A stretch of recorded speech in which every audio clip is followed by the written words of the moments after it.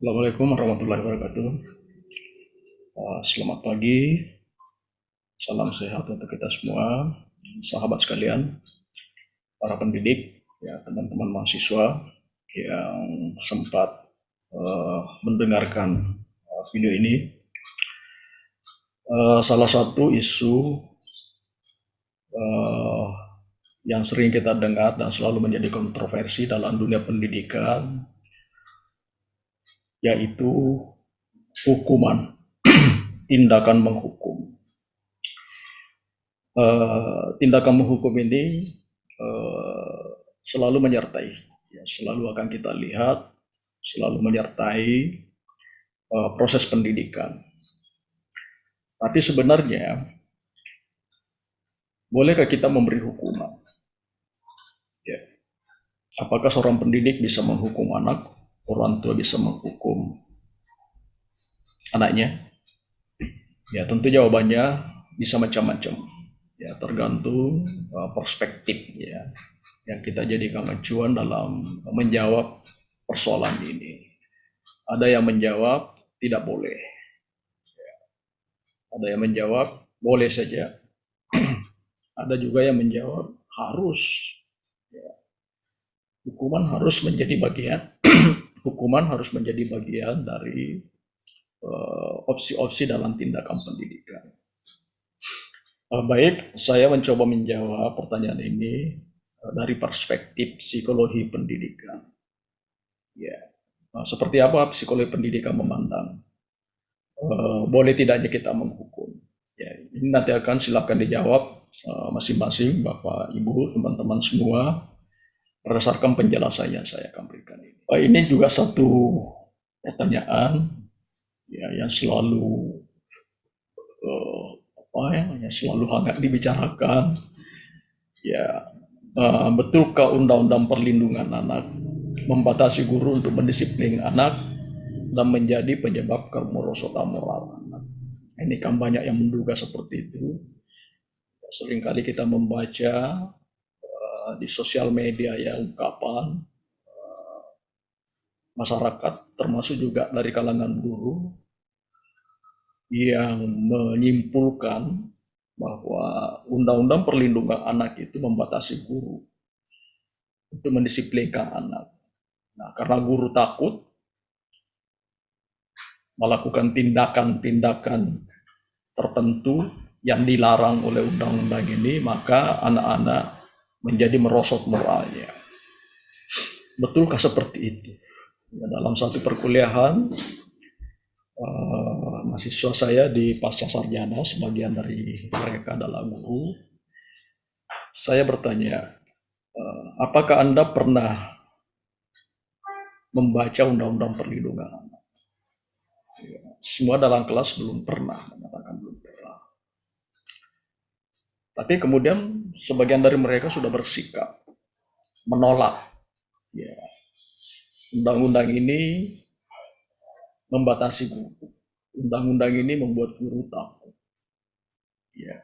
Tapi mengapa mereka bisa menolak tanpa tahu apa isinya undang-undang itu? Nah, itulah kebiasaan kita ya. Kita menyimpulkan sesuatu berdasarkan isu, lalu kita ikut-ikutan juga menolak sesuatu yang kita tidak tahu apa itu yang kita tolak.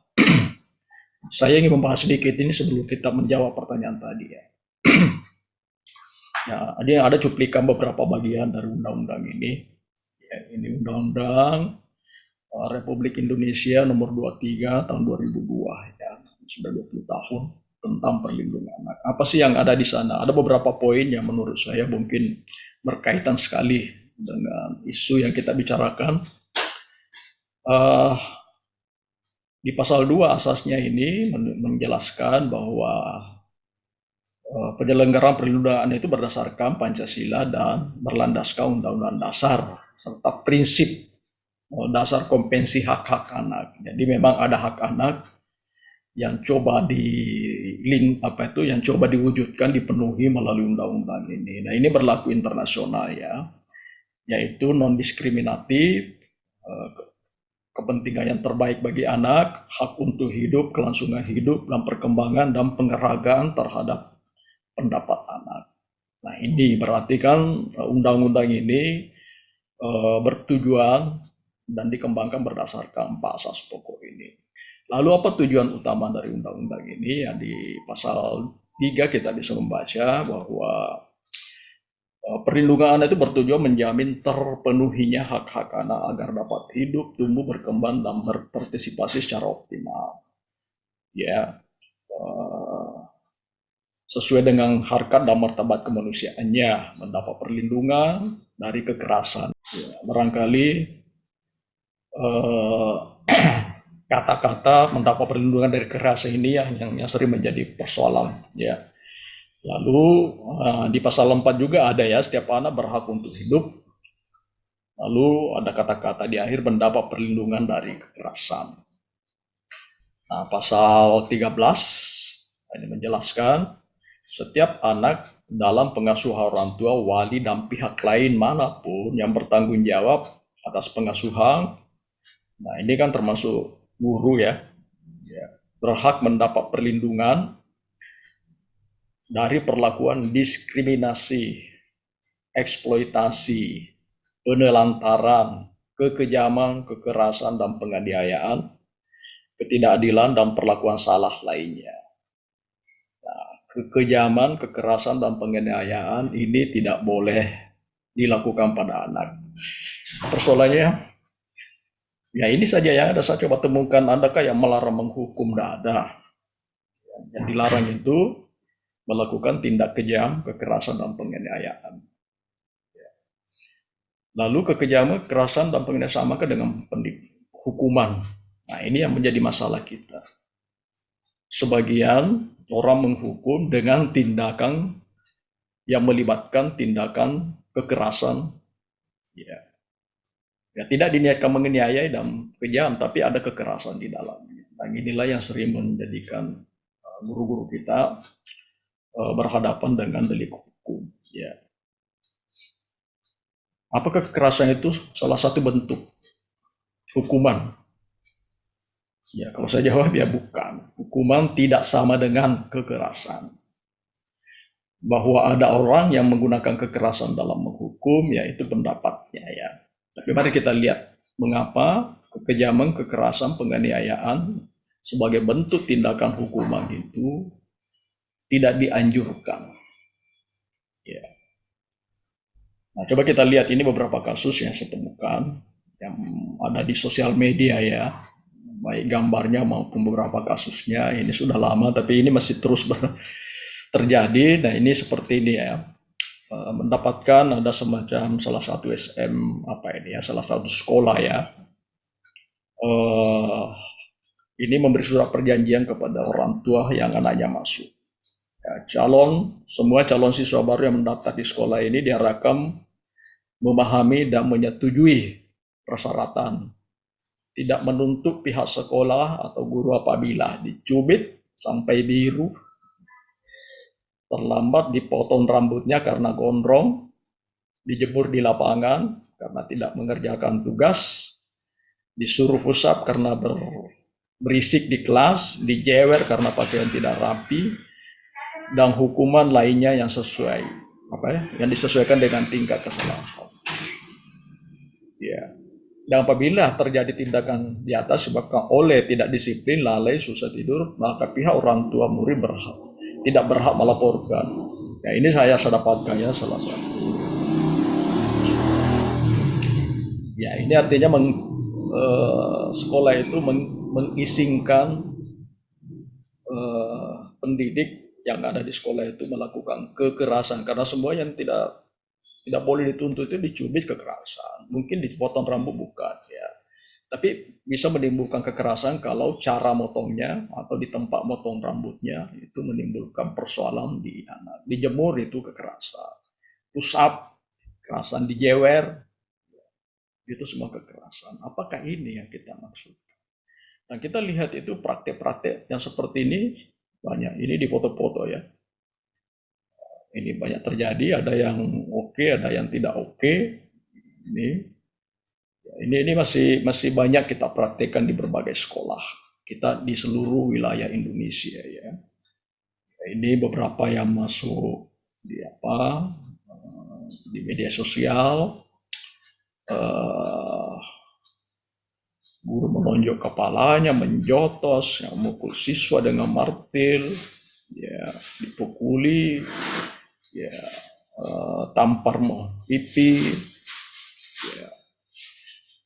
disambar sepeda guru, memukul murid hingga memar, ya, menganiaya murid, ya dan seterusnya dan seterusnya. Ini banyak sekali kalau kita melihat, dan ini akan banyak kalau kita mau teliti ya. Nah, apa sebenarnya yang terjadi dengan cara mendidik seperti itu? Ya, dari perspektif psikologi pendidikan ini yang terjadi pada anak, takut, marah, khawatir, terpukul, merasa salah, sedih. Itu yang ada pada jiwanya. Harapan guru ketika menghukum adalah anak jerah. Tapi apakah jerah yang terjadi? Ya, pada kenyataannya itu tidak. Mungkin iya, tapi selain jerah, itu juga ada efek psikologis yang terjadi. Takut, ya, mungkin juga marah, tapi tidak bisa melakukan sesuatu, merasa sedih, merasa malu, dan seterusnya. Ya inilah yang terjadi sampai sebagian dari mereka merasa hak-haknya tidak dipenuhi dan melapor kepada pihak berwajib, dan mereka berhak. Ya, mereka berhak. Sekolah tidak boleh mentoleransi tindakan-tindakan yang seperti tadi, yang kekerasan itu ya. Menghukum iya, tapi jangan dengan kekerasan. Ya. Karena itu tidak menyelesaikan masalah. Ya. Karena yang merokok lalu kalau nah yang merokok lalu tiba-tiba dihukum dengan makan rokok atau macam-macam, itu tidak menyelesaikan masalah sama sekali. Ya. Karena persoalannya boleh jadi ada masalah di belakangnya yang jauh lebih kompleks ya dari sekedar tingkah laku yang kita amati. Ya, dalam psikologi pendidikan sebenarnya semua perilaku-perilaku negatif itu hanya uap saja. Ya, ada bara apinya, ada sumber bara apinya. Ya, kalau uapnya saja yang kita selesaikan, nakalnya, berkelahinya, terlambatnya datang ke sekolah, tidak memenuhi tata tertib, itu semua uap saja. Ya, kalau kita tutup uapnya di sekolah, maka uap itu akan muncul di tempat lain ketika bara apinya tidak dipadamkan. Ya. Oleh sebab itu memang persoalan utama kita menemukan bara apinya. Ya, dan bukan hanya peduli pada menyelesaikan uapnya, karena uap itu akan muncul terus kalau bara api tidak diselesaikan. Nah, ada beberapa pendapat ya, ini saya gabung dari beberapa sejumlah referensi pendapat ahli pendidikan mengapa hukuman tidak dianjurkan. Nah, ini tanda petik ya, hukuman yang tadi, yang terutama tadi melibatkan tindak kekerasan, ya melibatkan tindak kekerasan. Pertama, hukuman hanya menghadirkan pengalaman tak nyaman. Ya itu kalau orang hukum pasti tidak nyaman. Tapi tidak mengajarkan bagaimana mengembangkan perilaku yang tepat. Kalau seorang siswa terlambat datang ke sekolah lalu mendapat hukuman, kan dia tidak belajar bagaimana tidak terlambat. Dia hanya belajar bahwa terlambat itu tidak boleh. Tapi bagaimana supaya dia tidak terlambat, itu tidak diajarkan. Karena untuk tidak terlambat boleh jadi masalahnya banyak. Anak-anak mungkin saja mengalami kesulitan bagaimana bangun cepat, bagaimana mengelola kegiatan-kegiatan sebelum tidur, setelah tidur, sampai ke berangkat ke sekolah. Kalau itu yang menjadi penyebabnya dia terlambat lalu mendapat hukuman, tidak menyelesaikan masalah. Apalagi terlambatnya berkaitan dengan faktor orang lain, misalnya orang tua yang terlambat ngantar. Itu hanya menimbulkan kekecewaan saja. Karena jauh rumahnya, tidak dibelikan motor, misalnya. Ada masalah yang harus kita selesaikan. Nah, hukuman seringkali melibatkan emosi yang tak terkontrol. Ya, lagi inilah yang rawan menghasilkan efek negatif. Ya, cedera luka. Kenapa? Kalau orang dalam keadaan emosi, kalau kita dalam keadaan emosi, maka pada larangan kita tidak bekerja. Yang bekerja itu adalah otak primitif kita. Ya. Yang kemudian ya tidak bisa mengontrol bagaimana cara mukul.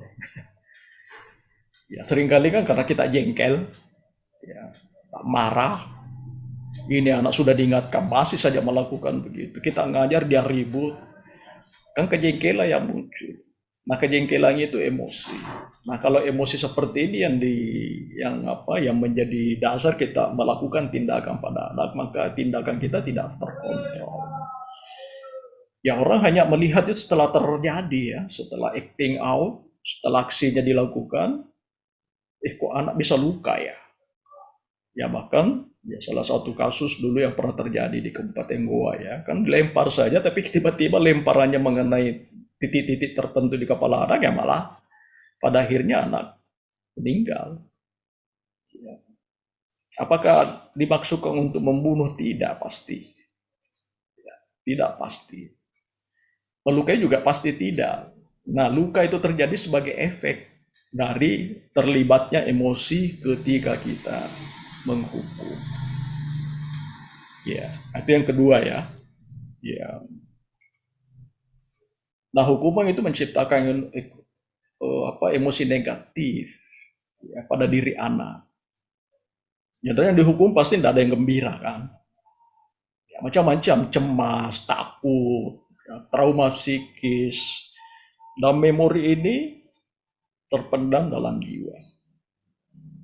Dalam jangka panjang ini bisa mengarahkan anak menjadi pribadi rendah diri, peminder, takut mencoba, ragu berbuat sesuatu, karena kalau dia berbuat nanti dia akan dapat hukuman lagi. Jadi memori-memori negatif ini akan menjadi semacam rekaman yang akan selalu terputar ulang ketika menghadapi situasi yang relatif sama yang pernah dia hadapi. Karena dia bicara di depan karena dia ribut di kelas, dia mendapat hukuman. Nah, keributan ini kemudian diresapi, tidak boleh ribut, tidak boleh ngomong. Ya, ketakutan-ketakutan berlebihan itu bisa menjadi problem, ya, bagi pribadi anak. Nah, mungkin ini sebabnya mengapa banyak sekali anak-anak kita itu agak kesulitan ngomong di depan umum. Ya, karena ngomong itu mungkin terlalu banyak mendapatkan tekanan mulai dari keluarga sampai sekolah. Jangan ribut. Ya, nah ribut itu kan melibatkan orang ngomong. Orang ngomong artinya jangan ngomong. Ya. Nah, jangan ngomong itu tertanam dalam pikiran sampai anak-anak kemudian begitu disuruh tampil depan itu khawatir. Ya, karena tadi itu tiba-tiba terputar filmnya kembali, ya, rekaman. Kemudian pengalaman negatif yang didapatkan dari hukuman itu bisa menyimpulkan semacam stimulus. Ya, generalisasi stimulus. Ya, generalisasi stimulus itu adalah ini dari psikologi behavioristik, ya, bahwa seseorang itu ketika dia menghadapi satu sesuatu dia bisa menggeneralisasi stimulus itu kepada stimulus lain yang serumpun dengan stimulus. Katakanlah menghukum tadi, ya, maka hukuman dilakukan oleh guru. Nah, karena tindakan menghukum itu menimbulkan ketidakenakan, maka anak kemudian mengembangkan sikap tidak suka pada guru. Bukannya tidak suka pada guru, pada akhirnya juga digeneralisasi tidak suka belajar. Mungkin awalnya tidak suka belajar pada mata pelajaran guru, tapi bisa juga pada guru. Bisa juga tidak suka sekolah, tidak suka belajar. I think generalisasi yang kita tidak harapkan terjadi, tapi bisa terjadi pada seorang anak yang mendapatkan hukuman secara tidak tepat. Ya. Lalu kemudian perilaku moral yang dihasilkan dari proses hukuman hanya berorientasi kepatuhan. Ini adalah level terendah dari tahap perkembangan yang dikemukakan oleh Colbert. Ya. Jadi orang melakukan kebaikan itu karena takut, karena karena khawatir mendapat hukuman. Ketika sumber-sumber hukuman itu tidak ada lagi, maka dia merasa boleh melakukan. Nah, inilah yang terjadi di kita. Masyarakat kita itu dalam berlalu lintas, ketika tidak ada polisi, mereka merasa boleh melanggar. Mereka hanya tidak disiplin lalu lintas kalau ada polisi, ada hukuman. Jadi ketakutan itu pada sumber-sumber yang menimbulkan menimbulkan rasa tidak nyaman. Ya. Orang korupsi hanya ketika ada KPK di situ takut. Tapi kalau tidak ada begitu aman ya sudah. Ini kan perkembangan moral yang kita tidak harapkan terjadi. Ya walaupun harapan kita menghukum itu supaya moralnya baik. Tapi ternyata dilihat dari teori perkembangan moral yang terbentuk itu moral rendah. Ini namanya heteronom ya. Moral heteronom itu kita melakukan sesuatu itu karena orang lain, karena kita disuruh. Bukan moral otonom. Moral otonom itu kesadaran. Jadi, orang melakukan sesuatu kebaikan karena sadar itu memang harus dilakukan. Ya, tidak melanggar lintas karena memang iya kewajiban untuk tidak melanggar lintas. Bukan karena takut ditilang. Ya, karena takut ditilang berarti itu kesadaran moral terendah. Ya.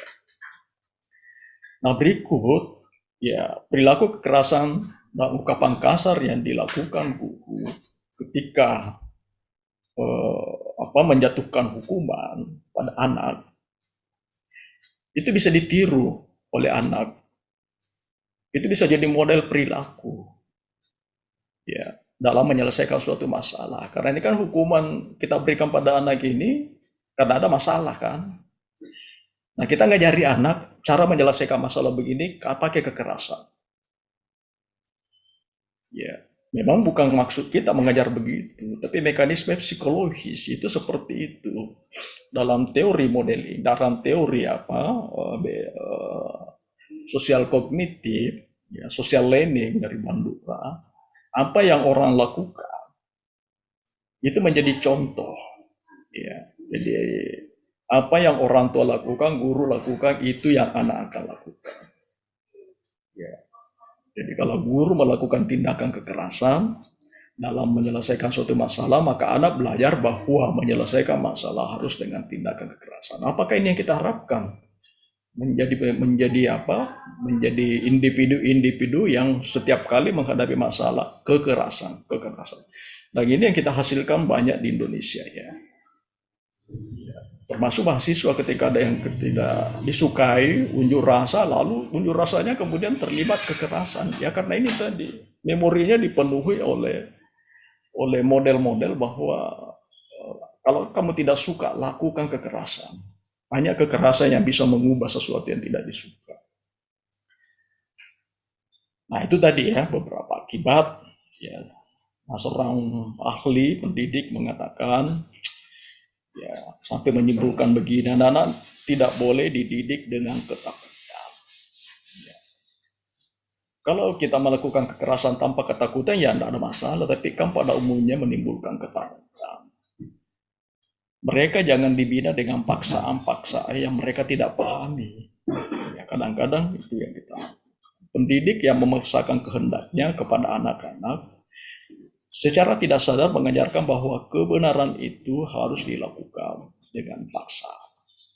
Ya, jadi ini peringatan dari Gary Gau ya kepada kita semua sebagai pendidik. Apa yang kita lakukan itu sebetulnya punya efek psikologis yang sangat buruk ya, yang kita tidak kehendaki sebagai bagian dari tujuan pendidikan kita. Ya. Nah, mendidik itu memang bukan hanya dengan niat ya. Ini harus kita sadari betul.